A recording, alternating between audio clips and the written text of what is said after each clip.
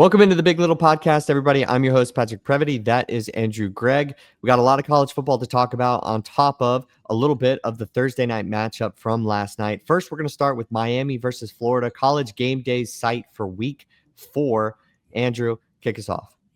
Yeah, so this is another exciting game as a Hurricanes fan. I think that I'm starting to get a little bit more bold on this Miami team just because of the fact that what we've seen over the last couple of weeks. I wanted to give USF their credit, but this week against Florida, it's a must win, and in my opinion, it's almost a must blowout. I think the spread 7.5, 6.5, if you can get it there, is really good. And based off what we saw from Florida last week, that defense can hold up, but man, DJ Lagway doesn't look good. That Billy Napier ran offense doesn't look good. So if this defense with Ruben Bain on it can take advantage of what looks to be a very weak offense at this point, I don't see a world in which the Gators defense holds up for an eternity against Carson Beck and all the weapons he has around them. I'm hoping that this game gets a little bit out of hand and that the Miami ends up running up the score, because I think that this could be a major player. And like looking back and just looking back through the schedule when you're ranking teams for the college football playoff and being like, they got it done against not only USF when they had hype, but then back-to-back weeks against the Florida team as well, and then FSU in a couple weeks as well.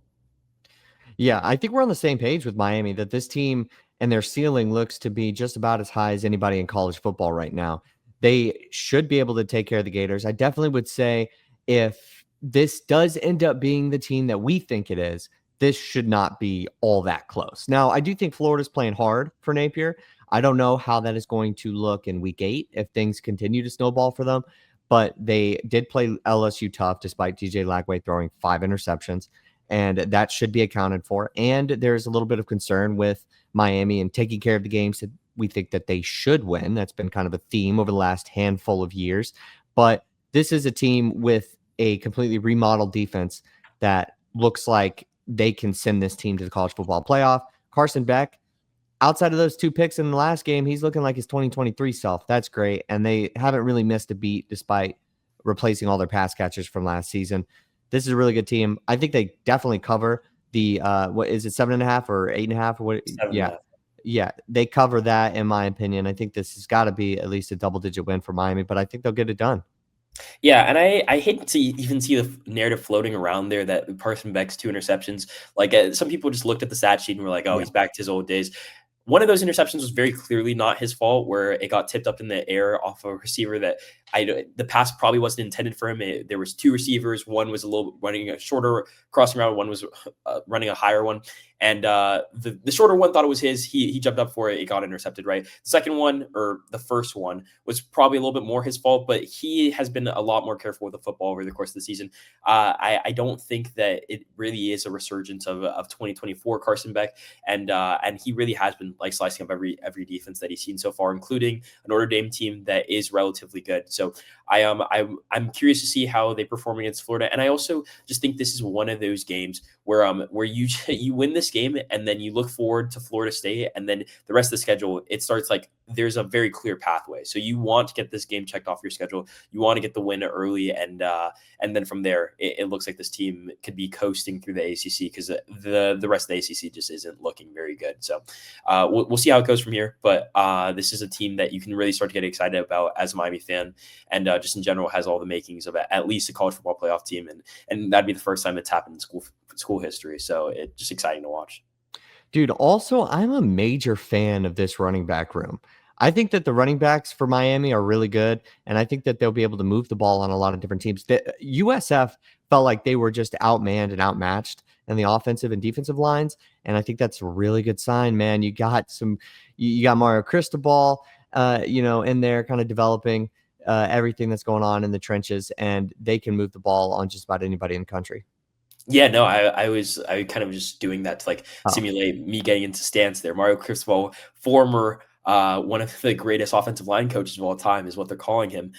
Did you see that? Have you seen that floating around where the Alabama 2015 head coaching staff was just a bunch of dogs, like Mario Cristobal, the offensive line, Kirby Smart, all Lane Kiffin, all those guys on that? I think it's funny that that Mario Cristobal was on the offensive line coach there. And now look at the offensive line for Miami. I think it's one of the best units that we have on that team, and probably one of the best in college football. So everything's kind of just clicking for this Miami team, and I want to see it work again against an SEC opponent, and then from there we'll see how the rest of the season pans out. But if we can get it done this week, I think that it pans into a lot of other great things for this team.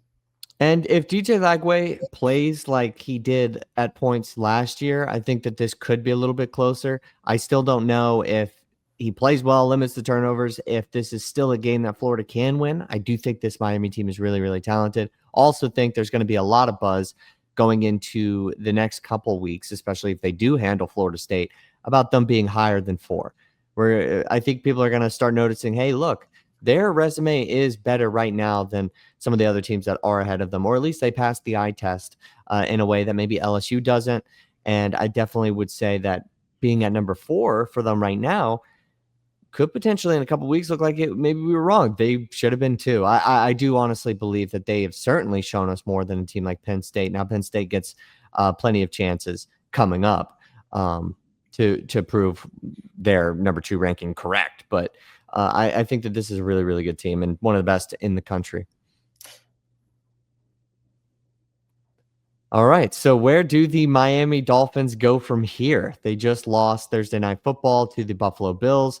There were some good moments in that game for the Dolphins, but inevitably they're now an 0-3 team, and they could very well be 2-1. I know that you were making that argument before we got on here, but essentially, where do the Dolphins go from here? What are you seeing in this football team right now? Was inevitably necessary? They had a slipped out. I apologize. Yeah, they had a legitimate chance during that game to unfortunately turn the ball over, as he's known for doing. But I mean, as a Dolphins fan, you have mixed emotions in this situation, right? You look at this team from a perspective of, man, this defense can barely get a stop against the Patriots, and for that matter, that Bills team was marching up and down the field until a point in the third quarter where we stopped. We got 3 straight stops and then ran into the kicker.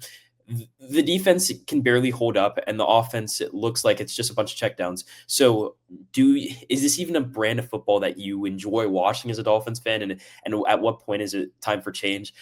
I think at this point, I almost would rather them do poorly. As a Dolphins fan, I'm always going to be rooting for them, but it's getting to a point where you kind of just want a regime change, which is super unfortunate because I personally think that maybe Mike McDaniels isn't the greatest leader of men, but he does have a great offensive mind, and I just don't think that he has the quarterback to really produce at this point, because at some points you're just seeing 2 of very clearly miss open throws, or very clearly not be able to get the ball downfield. Tyreek Hill consistently has to slow down his route or come back to the ball, and it's not workable anymore because this offense too is older. He's obviously been through a lot in the league at this point, and he just doesn't look as competent at quarterback as when he did 2 years ago when he was leading the league in passing and it was the best offense in the league at some point. So, and even at that point, right, that team was really good. And their ceiling was a wild card loss to the Chiefs. So it's I think that their ceiling, even if the offense was as good as it was in those past years, and it's definitely not clicking as well as it was. So at this point, I think it's time for a healthy reset, and it's almost like time as a Dolphins fan where I'd rather them go into games losing than winning, because I just want to see a culture reset, and everyone almost has to go. It's very tough whenever you're trying to turn your season around so early to have to do it on Thursday night against the Bills. That is a tall task. So them being 0-3, I think is the context is necessary that you've added here. And I think it's definitely important to recognize how potentially close this last game was and the Patriots game. The shadow of the Colts dominance over the Dolphins seems to have continued on when we're talking about this team, and they've got some decent things going for them.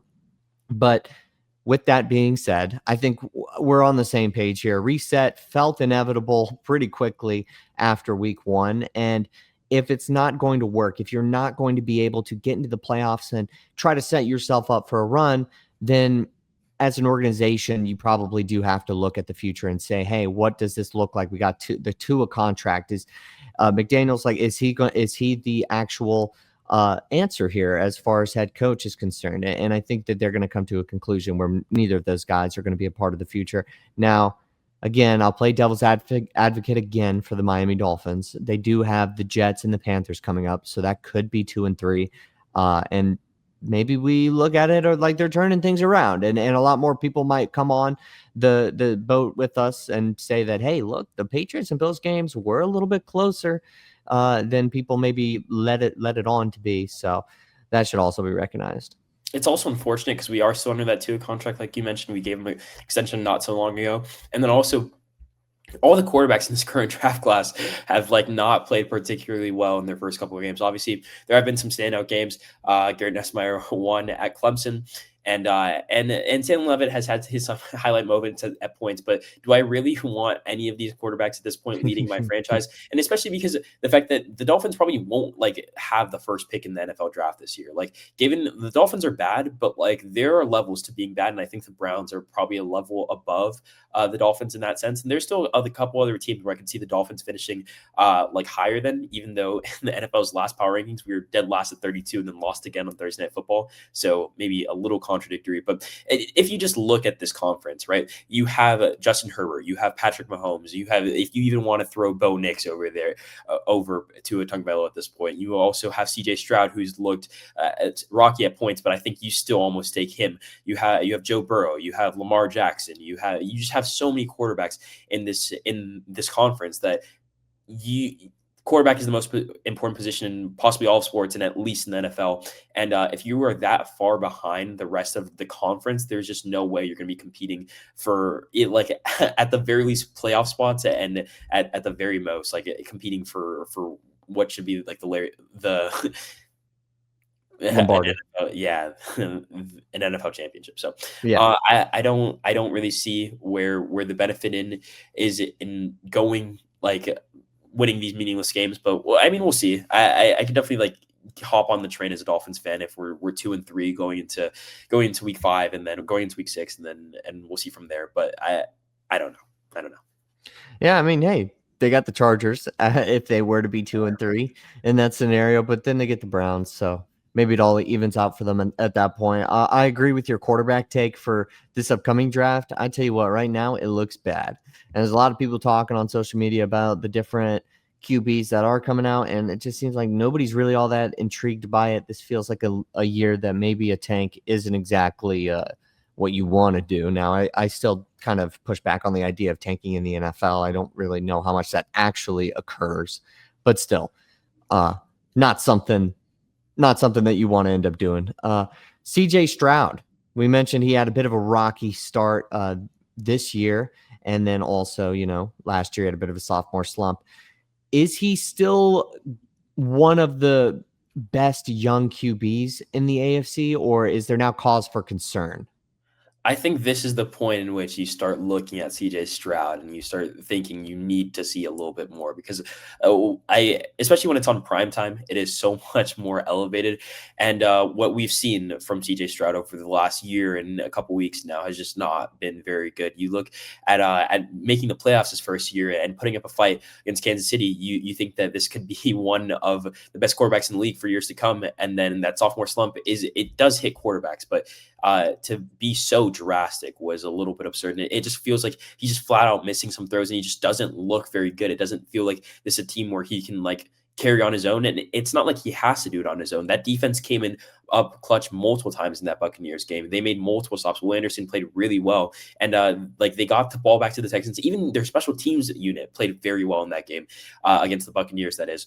And it just, they couldn't figure it out on offense. Nick Chubb got that burst in it. It is partially because it wasn't the case last year because Joe Mixon had a pretty good year, but this year they have no run game. Nick Chubb isn't the guy he once was, and that rushing game was stagnant for an extended period of time on a Monday Night Football. But Nico Collins, 3 catches for 52 yards. A lot of that wasn't on him. A lot of the, some of it was when they targeted him 2 times in the end zone, couldn't come up with either of them. One of them was a bad throw. One of them he probably could have made a play on, but still, I think he had 9 he had 9 passes in his direction. You only had 3 of them. Some of them were because of ball, some of them were because of Nico, but it just doesn't feel like CJ Stroud has it all together. And last year would have been the time for him to, if anything, to make another jump, because he had Stephon Diggs, he had Nico Collins, and then also just the whole everything around him was good enough. At least I know the offensive line, there were some questions behind it,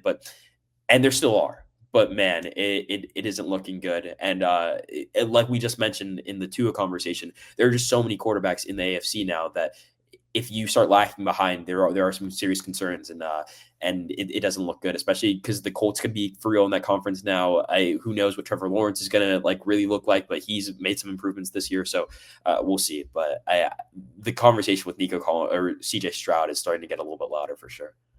Yeah, I've definitely seen a lot of people blaming CJ Stroud, and now we have a fair sample size larger than his rookie season, and I definitely think the concerns are warranted. Now, do I think that he is not going to be able to get back to his rookie season form ever again? No, I just can't really make that observation just yet. But if halfway through this year, this is still going on, then I'm going to probably potentially end up flipping. But I would say 3 or 2 games in, rather, probably not there just yet, but there's definitely a concern. Now, obviously his offensive line is a bit of a concern, but he's kind of had to deal with that anyway, in his first year. So I look at it more so that we're nitpicking as the season goes on, yes, but at the same time, he definitely has shown some signs of regression. I have his stats from his rookie year: 23 touchdowns, 5 picks, 4,100 yards. Last year still wasn't really that bad. It just wasn't an improvement, and it potentially was a step back. So you could call it a sophomore slump, and I wouldn't argue with that at all. But it wasn't the worst season ever. He still had 3,700 yards, 20 touchdowns, 12 interceptions, and while you potentially did see a drop off, it's not the biggest thing in the world. He's still, I would say, 20 touchdowns, 12 interceptions. I still feel like that's a decent line.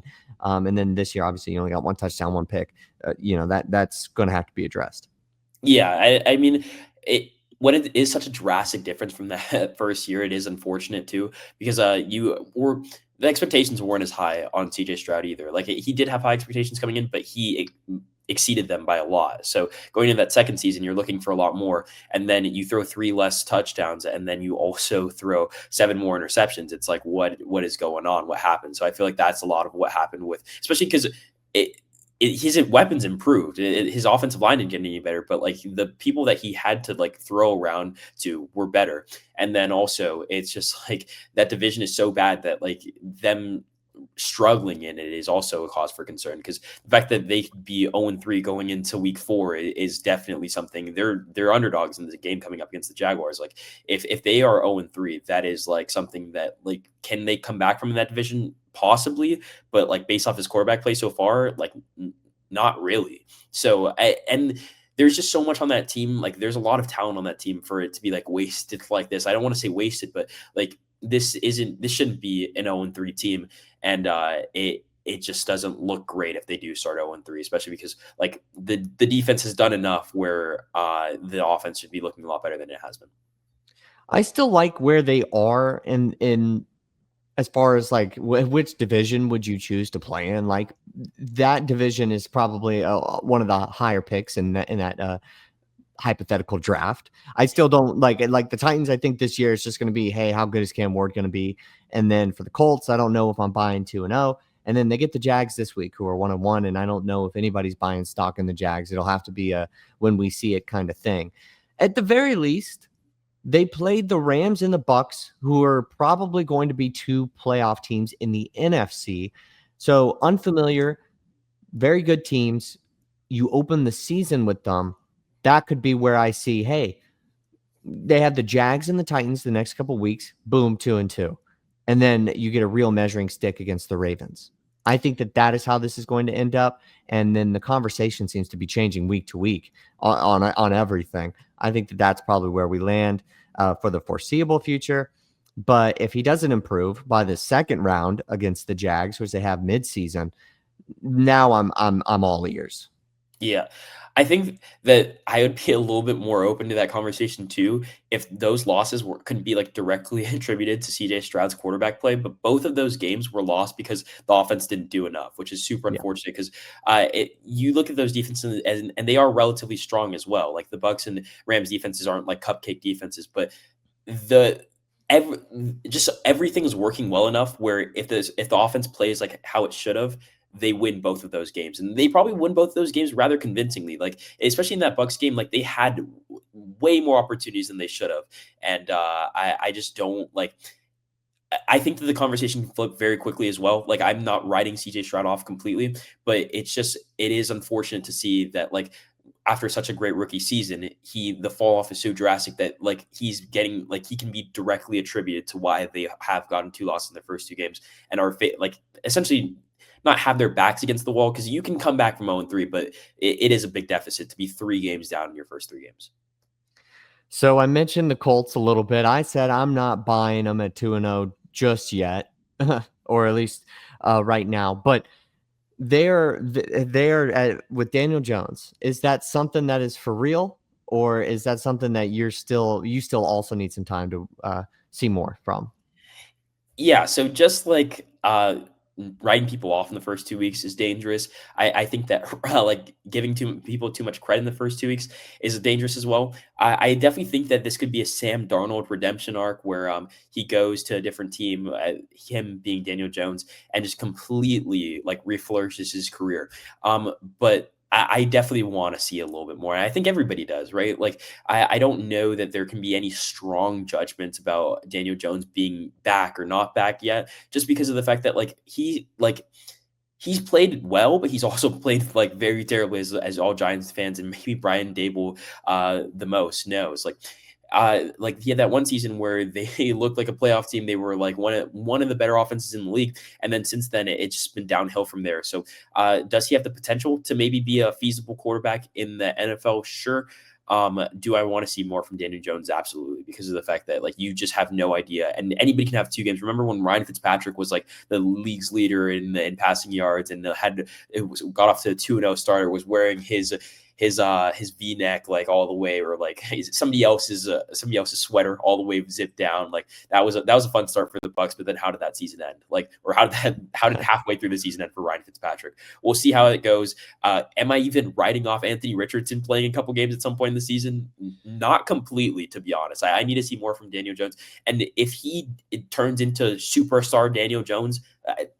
You can come back to this and More hate on power him. to him. Yeah, more power to him. But at this point in the season, you want to see more from him from a cold team and Daniel Jones. So I've been out on Anthony Richardson since in the preseason. Like, and that was even before the hit. Now we were kind of gone. We had a little bit of a hiatus during that time. So I didn't really get to express that. But I just don't think that this organization is a big fan of Anthony Richardson. I don't think that they're exactly, and certainly not after this 2-0 start, even though I'm not buying it. I don't think that they're rushing to get him onto the field at any point this year. Do I think we see him? I mean, shoot, if I had to bet and I had to guess, I would say at a certain point this does slow down and we do end up seeing Anthony Richardson at some point, not because of injury. Now, just for this Colts team and for Daniel Jones, like you're right, he had a lot of pieces when he was on the Giants, and it just kind of it slowed down. The wheels came off in the playoffs, and it wasn't something that looked pretty. And you question the ceiling for him, and he obviously ended up getting paid, and it ended up being a mistake. I just question the ceiling for this Colts team. Now, I will say at 2-0, you're not really trying to answer those questions, those big questions, especially whenever it's a surprising 2-0. And the way that it's looked has been good. And they stole that game for the Broncos, but still, it looks really good. So you're not trying to answer these philosophical end of season questions right now when you're just trying to win a week 3 football game. Like, I get it. But when I look at it from that point of view, it is tough for me to get on the Daniel Jones hype train. Like, I just don't think I'll be able to do it right now. And we just talked about CJ Stroud and, me saying I need to see a little bit more on is he having another third year slump, or is he having a slump in his third year? Am I out on him being one of the better young QBs in the AFC? For the same mention for the Colts, talk to me in week 8, week 9. And if they're 6-2 or whatever they'll end up being, then I'll be like, yeah, okay, this is a playoff team. but I might even have to see a little bit more too from the Colts. I might need like a week 13 check-in. I might be very, very slow on this. And this is no disrespect to the Colts. They got plenty of good pieces. They always have. They've always had a couple really solid offensive line pieces. And Tyler Warren looks like he's been a hit for sure. And they also got Michael Pittman Jr. and Jonathan Taylor. Got plenty of offensive weapons. It's not really about that. It's just is this a competitive team? Is this a playoff team? I don't know. Talk to me in a few weeks. Yeah, I think that part of this is also like, could you buy the Colts and not buy Daniel Jones? I think that can Yeah. also be said. Like, I think that this division is like mid enough where the Colts can win this. The Colts can win the division, maybe not in spite of Daniel Jones, but like not with him being the hero that he has to be or he has been over the course of the last 2 weeks. Like Daniel Jones played outstandingly well. Like they didn't punt in that first game, and part of that is due to the Dolphins defense. But then in that second game, they also looked very confident, and then they beat a Broncos team that should be a playoff team. So, or at least it was a playoff team last year. So can you buy stock in the Colts after how they've looked in the first 2 weeks? Sure. I don't know if buying Daniel Jones stock is the healthiest thing in the world, because there are enough weapons on that offense, like you mentioned, for that team to be feasible too. Like Jonathan Taylor looks back, like he's back in form. He has 236 rushing yards for the first 2 games. Tyler Warren, like you mentioned, leads the team in receiving yards and receptions. Like he has had a great first 2 weeks, and he looks like the player that he was supposed to be a first round tight end coming out of Penn State. So can you buy this Colts team? Sure, he does have the weapons around him, and I think that this is generally just a good spot. Like you can throw a lot of people in this spot, and they can be pretty good. So I don't know that Daniel Jones is going to be like an all-star quarterback, but does this team have the surrounding pieces, especially on offense, and then also on defense, to make it work? Sure, they do. Yeah, and the perception too, they're 2-0, and you can poke holes in the first 2 wins, but a win is a win. And you take care of business, do what you need to do, even if the refs maybe potentially throw you a bone at the very end of the game, or you play one of the worst teams in the NFL. It doesn't matter. You're 2-0, and that can propel you into another solid game and week against the Titans. Boom, you're 3-0. And I could see people start saying something about it. So I get it, but still gonna need to see more. All right. I think that just about does it for today's episode of the Big Little Podcast. I'm your host, Patrick Previty. That is Andrew Greig, and we'll see you guys next time.